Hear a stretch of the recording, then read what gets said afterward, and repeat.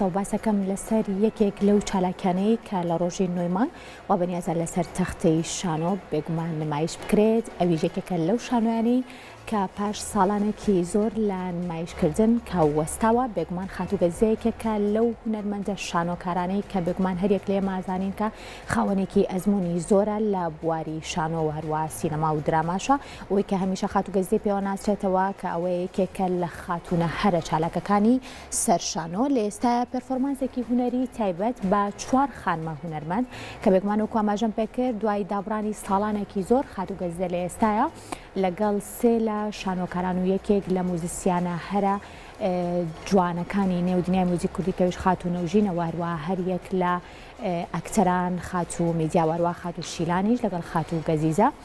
لە ئێستاە ئامادەکاریەکەن بۆ شانۆیەکی نوێ. بێگومان ئەم شانۆیە پێشکەشە بەڕۆحی ئەو ژنانەی کە لە دەستی داعش ڕزگاریان بووە و بێگومان هەتاوەکو ئێستش بەدەست ئەو نەهامەتی و کارەساتەوە بێگومان